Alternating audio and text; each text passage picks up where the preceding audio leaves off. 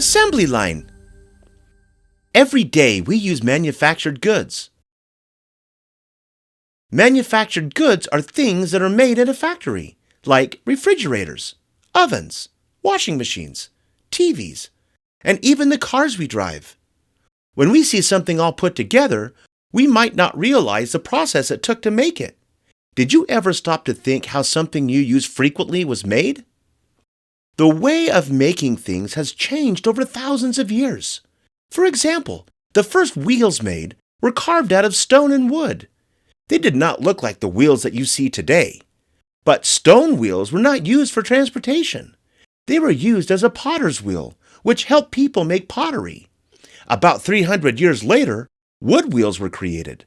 Someone figured out that if they put these wheels on chariots, it made them move. Making those kinds of wheels would not have been easy. Metal instruments or tools were needed for that job.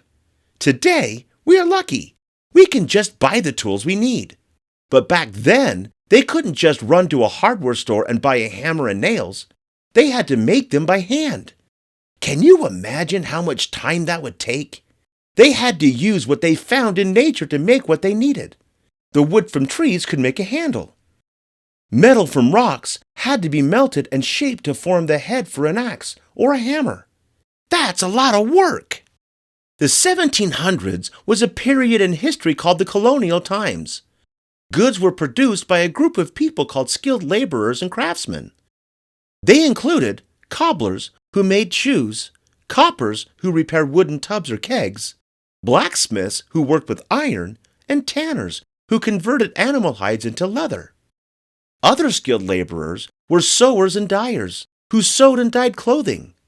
Making things by hand was not easy and it took a lot of time. After many years, there came a new period in history called the Industrial Revolution. This was a time when machines started doing the work instead of people. During the Industrial Revolution, people discovered that parts of one machine could be used in other machines as well. For example, a screw from an oven could be used in a microwave or on a bike or in a radio. We call these parts interchangeable parts.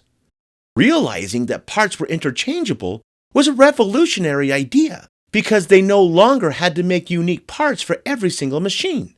Now, they could make the same parts for many different machines. It made making things easier, faster, and cheaper.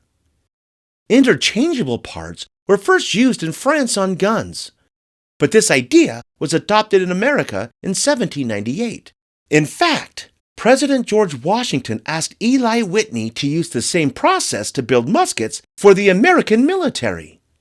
President Washington asked Eli Whitney to help because Mr. Whitney had invented a machine called the cotton gin. It also used interchangeable parts. The cotton gin had totally changed the cotton industry. Instead of people picking the cotton by hand, a large machine could drive over the fields and gather the cotton from the plants. It was a lot faster and didn't require so many people to work in the fields. One of the greatest changes in the manufacturing of products happened in the early 1900s in America. A man named Ransom Olds developed something called the assembly line process. It was used to manufacture automobiles. Think of the thousands of parts it takes to build a car. The steering wheel, the brakes, the engine, even the tiny screws used to hold the door handles in place. Well, in the 1900s, people were making the cars piece by piece, and it was a big job. Imagine if you had to build a car out of Legos. Think of all the things you would have to build, like the engine, the steering wheel, seats, brakes, windows, and more. After you had built all the parts that make up your huge Lego car, now imagine trying to put all those thousands of parts together. That's a lot of work for one person. What would happen, though, if you and 10 other people all worked on that Lego car together? What if each of you were assigned a part to work on, like just the steering wheel or just the engine or the wheels? Would that be a bit easier? You bet it would. Once you finished creating the part you were assigned, you would add your part to the car. Then the next person would add their part, and so on, until the entire Lego car was built. Does that sound easier than building the whole car all by yourself from start to finish? Well, that's how an assembly line works. One person or a machine is responsible for making steering wheels. Another person or a machine builds the brakes, and another the engine. Each worker and or machine does one single part of the car, and then all of those parts are put together to create the finished car.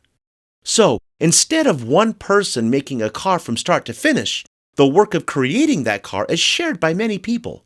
That same thing happens for cell phones, game consoles, ovens, refrigerators, microwaves, and more. When Ransom Olds first used the assembly line process, he was able to make 500% more automobiles in 1 year. That means before the assembly line was invented, Ransom's company might have been able to make 100 cars in a year. But after the assembly line was invented, they could now make 500 cars in a year. The assembly line saved time and money. Plus, it was easier to assemble the car that way. The hours a worker had to work each day was less too. That meant they could spend more time with their families. And because it took less time and effort to build the car, the consumer or the person who would buy that car got to buy it for less money too. The assembly line solved a lot of problems. It was a wonderful invention.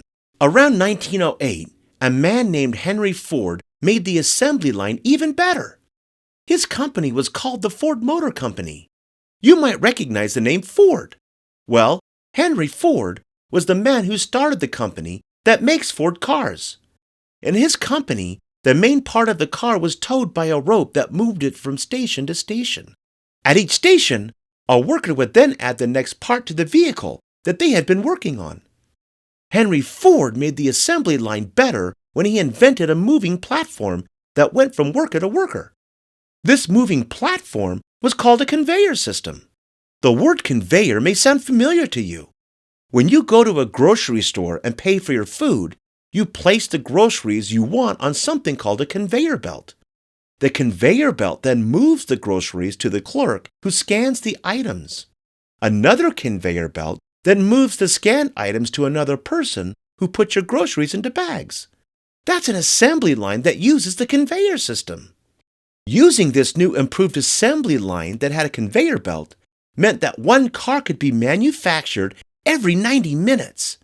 Can you imagine building a car in an hour and a half? That's about the same time it takes to watch your favorite movie. The assembly line changed the manufacturing process forever. Many industries use an assembly line to produce their products, like toys, furniture, helicopters, food, and many other items. Assembly lines today are usually automated. That means the work is now done by machines and robots instead of humans. Computers have replaced the laborers who used to add parts to products as they moved along the conveyor system. Computer experts make sure the robots and machines working on the assembly line are functioning correctly. A human worker may only be needed to make sure the finished product works correctly. A few workers may also watch over the process to make sure nothing goes wrong. The modern assembly line focuses on speed and quality. Today, the manufacturing world could not survive for very long without assembly lines. Thanks for following Clarendon Learning. Be sure to subscribe. For more free resources, check us out at clarendonlearning.org.